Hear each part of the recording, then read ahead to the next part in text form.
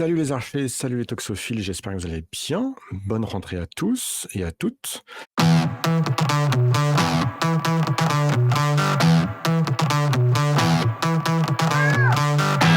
Stéphanie, tu es prête pour ta chronique? Ouais, je suis prête. Prête. Tu es prête? Donc la chronique de Stéphanie, c'est comment on prépare sa saison sale. Je te Voilà. laisse la main. Après, j'ai peut-être pas forcément acté principalement sur la salle, mais en tout cas, comment on prépare sa saison, de manière globale. Après, je me suis beaucoup enfin, vous verrez dans mon j'ai fait des petits points, des petits un petite organisation en points. Tout est lié, en fait, et je me suis beaucoup axée sur, des discussions avec l'entraîneur. Parce que quand vous avez la chance d'être, dans un club, avec un entraîneur, et je parle pas forcément d'un professionnel, hein, je parle aussi d'un bénévole, qui a des diplômes, qui a suivi des formations, qui est capable de le faire. C'est très important parce qu'en fait, moi qui suis et entraîneur et archère, pas toujours la lucidité nécessaire quand je suis archère pour pouvoir faire les choses que mon entraîneur m'aide à faire. Donc c'est important en fait, et on va commencer tout simplement déjà par un entretien avec l'entraîneur. Au début de la saison, on va avoir un entretien avec l'entraîneur. Alors attention à l'entretien avec l'entraîneur, en fonction du nombre de personnes qu'a l'entraîneur, dans le groupe. L'entraîneur ne peut pas passer autant de temps qu'il le souhaiterait avec chacun des archers. C'est frustrant pour l'archer comme pour l'entraîneur. Cet entretien, il va avoir pour objectif de définir plusieurs choses. On va commencer par définir les objectifs. Donc les objectifs, je ne sais pas si vous savez, comment on les définit, il faut des objectifs qui soient malins. Donc malin, en fait, c'est l'acronyme pour donc le M, c'est mesurable. Mesurable, c'est des indicateurs chiffrés, en fait. Ça va être des points, ça va être des places, ça va être ce genre de choses. Vous avez le A de atteignable. Donc atteignable, c'est qu'il soit, bien évidemment, réaliste et réalisable, limité dans le temps. Individualisé, donc individualisé, c'est justement là où on peut des fois avoir des limites quand il y a beaucoup de monde, dans les groupes, c'est qu'il faut qu'il soit adapté à l'archer en question. On ne peut pas donner un objectif, pour tout un groupe. Et enfin le N de malin, donc négociable. Donc négociable, c'est qu'il faut qu'il soit discuté, dans le sens discuté avec l'entraîneur notamment, et accepté par les 2 parties. D'accord? C'est-à-dire que l'entraîneur, fixe un objectif en commun avec l'archer, et il faut que l'archer soit d'accord sur cet objectif, sur les moyens qu'il aura pour réaliser ces objectifs. Donc ça, c'est la définition des objectifs. Moi, dans objectif, je vais vous mettre des objectifs de résultats et des objectifs de moyens, justement. Les objectifs de résultats, on en a tous, on va souvent en compétition avec ce genre d'objectifs, donc ça va être des scores, ça va être des classements. Il faut faire attention à ce type d'objectif qui, des fois, c'est un petit peu du pile ou face, parce que ça va dépendre du lieu où on est. Ça va dépendre de la semaine de travail qu'on a eue, ça va dépendre des problèmes personnels qu'on peut avoir, ça va dépendre de comment on a dormi la nuit, ça va dépendre de la lumière, ça va dépendre de plein de choses. Donc il ne faut pas trop se fixer sur ces objectifs-là. C'est-à-dire quand on n'a pas réussi, par exemple, les scores ou les places, il faut faire attention à pas tout de suite poser un trou et dire: «C'est bon, j'arrête le tir à l'arc, j'y arrive pas, je suis trop nul». Parce qu'il y a plein d'autres choses, en fait, qui rentrent en jeu. Donc ça, c'est les premiers types de moyens, c'est les moyens de résultats. Les premiers types d'objectifs, pardon, les objectifs de résultats. Et après, on va avoir les objectifs de moyens. On va les définir avec l'entraîneur et qui vont regrouper en fait les différents facteurs de la perf. Donc, quels moyens on va se donner pour remplir ces objectifs de score ou de résultat? Dans un premier temps, on va avoir les moyens techniques. Donc, le travail technique qu'on va mettre en place avec l'entraîneur durant toute la saison. Les saisons sont quand même de plus en plus courtes. Les compètes commencent de plus en plus tôt. L'entraîneur a besoin aussi de pouvoir travailler et du physique au retour des vacances et du technique pour pouvoir, améliorer ce qui a pas eu le temps d'être amélioré la saison d'avant, ou travailler quand il a un nouvel archer. Donc là, on va voir les moyens techniques. Ça peut être aussi les moyens mentaux avec la définition de la stratégie de tir, qui peut être celle de la saison précédente ou qui peut être remaniée à la saison actuelle. On va avoir les moyens physiques, bien évidemment, donc renforcement aussi bien sur le pas de tir qu'en dehors du pas de tir, et notamment la première partie de la saison qu'on découvre en salle quand on revient des vacances souvent, c'est du renforcement physique, c'est du volume, c'est des temps de tenue, c'est des choses qui vont vous permettre en fait de maîtriser l'arc physiquement pour pouvoir après mettre en place tout ce qui va être technique. On va avoir aussi les objectifs, on peut y rajouter le matos. Est-ce qu'on était débutant l'année d'avant et qu'on avait le matériel du club, qu'on nous prêtait et qu'il faut investir dans un arc et cetera? Donc tout ça, c'est les moyens qu'on va mettre autour, de ces objectifs. Alors, Faut faire attention, hem, avec l'archer, il faut bien définir ses objectifs de résultats et ce qu'il met en moyen en face. Parce que souvent, il y a des archers qui vont avoir tendance à dire: «Ah bah, moi, je veux faire 600 à l'extérieur», alors qu'à l'entraînement ou en compétition, ils ont jamais dépassé 540 par exemple. Donc il faut faire attention à relativiser ses objectifs et surtout, qu'est-ce que l'archer met en place par rapport à ses objectifs? Je prends un exemple bateau que j'ai eu il y a quelques années, où j'avais un archer qui était capable de faire 530, en salle, en s'entraînant 3 fois par semaine et au moment de l'entretien de début d'année, il me dit: «Bah, en fait, cette année, je veux faire 560 en salle. Par contre, j'ai des soucis au niveau du boulot, je pourrais m'entraîner plus qu'une fois par semaine». Donc là, déjà, il y a une incohérence entre ce qu'il était capable de faire en y mettant les moyens 3 fois par semaine et ce qu'il veut faire maintenant en y mettant beaucoup moins de moyens. Donc après, ça ne veut pas dire casser les rêves de l'archer, ça veut juste dire en fait être, réaliste et c'est l'avantage d'avoir un encadrant, un entraîneur ou un coach, c'est qu'en fait, il va nous amener cette lucidité qu'on n'a pas toujours quand on est archer. Globalement, hem, tous ces objectifs et toute cette discussion va permettre en fait à l'entraîneur de créer une programmation et une planification. Donc il faut être capable de lui donner en début d'année aussi le type, de compétition que vous allez pouvoir faire avec les dates, de compétition que vous allez pouvoir faire et cet entraîneur, pareil, en fonction du temps qu'il a par rapport au nombre d'archers qu'il a, il va vous pouvoir vous planifier en fait des plages de travail et des différentes, étapes dans la formation. Donc par exemple, on va pas faire du physique à une semaine de notre, compétition objectif, parce que ça n'a aucun intérêt. Et en fait, en fonction de la découpe de la saison, bah, on va avoir, des moments où on va travailler le physique, des moments où on va travailler le technique, des moments où on va travailler le mental, des moments où on va revenir un petit peu sur le technique pour renforcer la stratégie de tir et ainsi de suite jusqu'à préparer en fait pour arriver à la compétition objectif, où on va chercher à faire le résultat ou le classement qu'on aura décidé. Si vous n'avez pas l'archer, si vous n'avez pas l'entraîneur, pardon. Ouais, vaut mieux avoir quelques archers. Alors, si vous n'avez Si pas vous n'avez pas d'entraîneur, vous appelez d'entraîneur, Stéphanie, on vous mettra son numéro de téléphone en bas. si vous n'avez pas d'entraîneur, en fait, tout ça, vous pouvez essayer de le faire, en fait, tout seul, en vous posant les bonnes questions. De quoi je suis capable? Qu'est-ce que j'aimerais faire? Qu'est-ce que je suis capable de mettre en place? Et ça, c'est important, en fait. Trop souvent, on espère faire des choses et moi la première, hein, des fois, j'ai envie de faire des points et le problème, c'est qu'en face, et ben, j'ai pas l'organisation nécessaire pour pouvoir les atteindre, en fait. J'optimise pas les choses.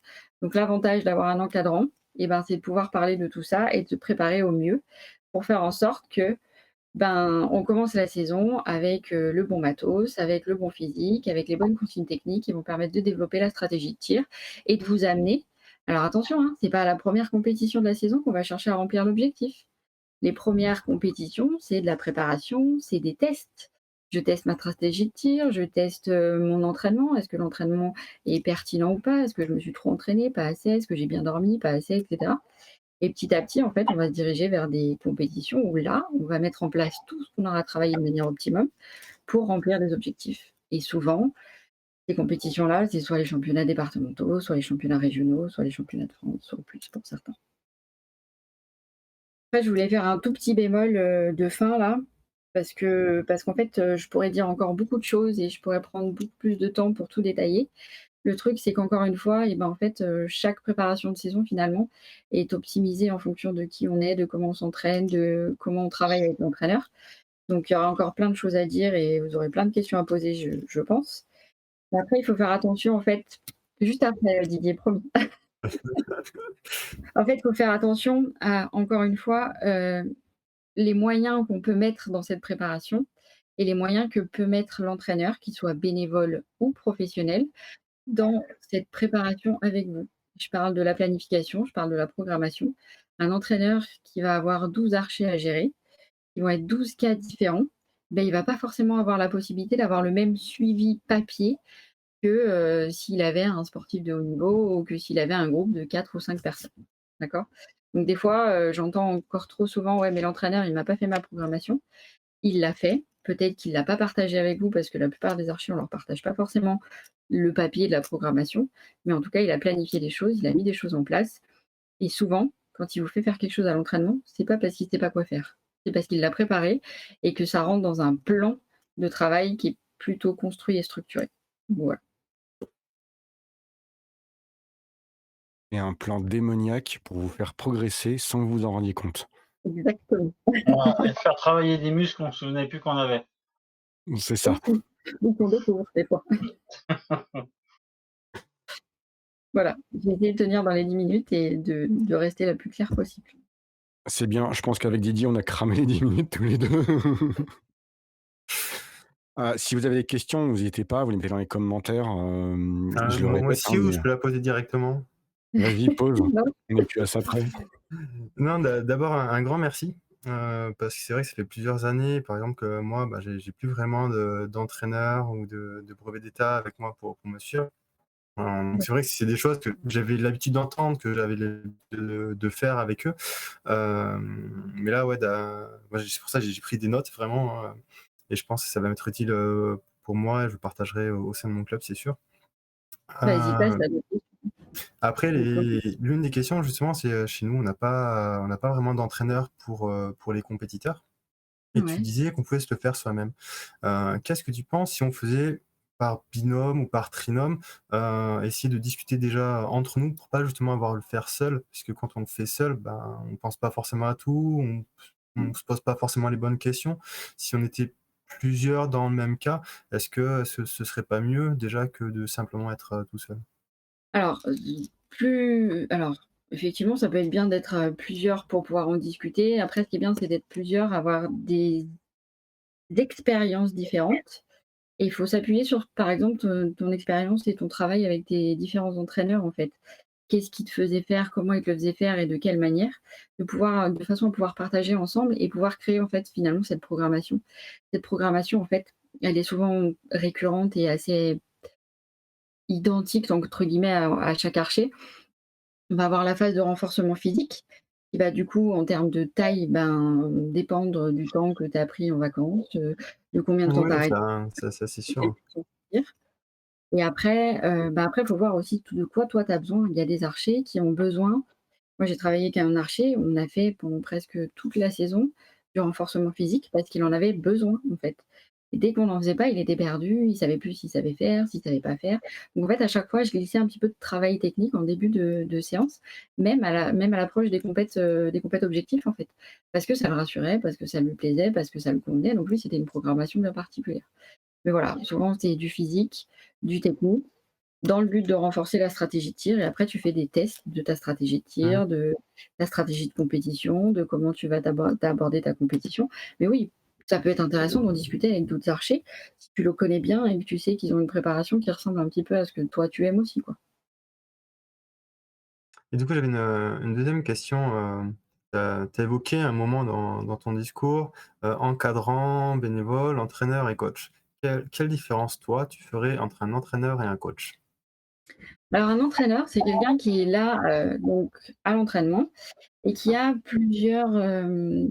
qui va te faire travailler plusieurs choses. Donc le physique, le technique, le mental, le matos, puisqu'il est là aussi pour t'aider à régler et apprendre à régler ton arc.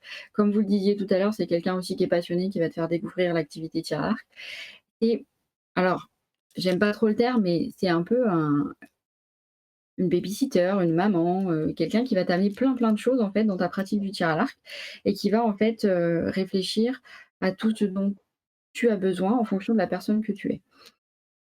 Pour moi, un entraîneur, c'est quelqu'un qui apprend qui est l'archer, qui lui amène des choses par rapport à ses besoins, ses envies, ses attentes et ses objectifs. Le coach, lui, en revanche, il est là pour accompagner l'archer au moment où le stress va être le plus important, c'est-à-dire au moment de la compétition. Et le coach, en fait, il va sortir ce côté maman de l'entraînement en mode j'ai appris qui était l'archer. Et maintenant, en fait, je lui apporte ce dont il a besoin de manière très simple. En compète, on va pas avoir besoin de savoir si techniquement la main qu'on a travaillée pendant tout l'entraînement, elle est bien relâchée, parce que c'est pas ça qui va nous aider à faire des points. Par contre, ce que le coach, il est là pour faire, pour rassurer l'archer quand il voit que l'archer commence à se fermer. Il est là, pour l'orienter sur, l'organisation de la compétition, pour que l'archer n'ait pas à s'occuper de ça et qu'il soit concentré sur sa stratégie de tir. Il est là pour lui lancer, alors je vais faire une image, un peu bateau, mais lui lancer la bouée de sauvetage quand l'archer perd sa lucidité et qu'il est plus capable de tirer. Cet été, au championnat de France, à un moment donné, il y a eu, des fortes rafales de vent et à un moment, il y avait plus de rafales de vent et en fait, j'avais une archère pas loin de moi qui commençait à râler parce qu'il y avait une petite brise Et en fait, elle avait perdu toute sa lucidité sur le fait que, ben, les rafales de vent qu'on avait juste avant, elles étaient plus là et qu'en fait, elle savait faire. Mais elle s'était tellement pris la tête avec le vent qu'il y avait que ça dans sa tête, en fait. Et à ce moment-là, l'entraîneur, il est juste là pour lui rappeler qu'elle a une stratégie de tir et que c'est ça qui fonctionne. Le vent, la pluie, le soleil, la chaleur, le machin, le truc, on s'en fout. La stratégie de tir, elle est là pour ça. Donc, en fait, le coach, il est là pour mettre le doigt sur des choses simples et en fait aider l'archer au bon moment dans une compétition. L'entraîneur, il est là pour mettre l'archer en difficulté afin de le faire progresser pour remplir ses objectifs en compétition. Pour Je moi, pense c'est ça la grande différence. je suis totalement d'accord avec toi. C'est vrai que, en fait, je posais la question pour voir ton ressenti. Moi, j'avais bien compris que c'était pas les mêmes rôles, mais expliqué comme ça, c'est bien mieux que ce que j'aurais pu le faire. Ouais, merci. C'est pour ça Donc qu'il là, y a des entraîneurs. Didier, en tant que président, tu vas partager l'émission à tous tes membres de ton club, du groupe compétition Ah, ou autre, je pas sais pas, que, en ça sera disant même plus large, t'inquiète pas. écoutez ce que dit Stéphanie. Mais Après, j'ai pas encore fait, mais j'ai une page, Facebook où je partage un petit peu tout ce que je fais parce que je fais plein de choses dans le tir à l'arc. Mais, j'envisageais de mettre un petit peu des petits «conseils» entre guillemets comme ça d'entraîneur, bah, aujourd'hui faites ci, aujourd'hui faites ça, bah, on va regarder ce que c'est que la planification, la programmation. Donc, bah, hésite pas si Mmh. tu veux aller voir et si tu as des questions, faut pas hésiter. Très bien. les mettre des likes, je mettrai dans la description de la vidéo, je mettrai le lien de la page Facebook de Stéphanie. C'est gentil, Et si merci. je le fais pas, mettez dans les commentaires comme quoi je l'ai pas fait et qu'il faut que je corrige rapidement. Voilà. Alors Stéphanie, enfin, on se connaît parce que tu as été mon entraîneur à une époque. Je sais comment tu bosses et c'est vrai que, bah, j'ai été scotché au départ, mais quand je vois les 2 là réagir, bah, je me dis: «OK, j tu quand même très bonne comme coach, comme entraîneur», mais voilà. Je suis content de t'avoir là dans l'émission. Bah, moi, je suis contente d'être là et j'aime enfin, voilà, le fait est que j'aime ça et que j'ai enfin, moi, j'ai besoin d'apporter aux gens ce qu'ils viennent chercher auprès de moi, donc moi, ça m'éclate. Mais c'est ce qu'on disait tout à l'heure, hein, transmission de son savoir, transmission de sa passion, hein. Ah bah, là, on en a la preuve, hein. C'est ça, C'est ça. exactement.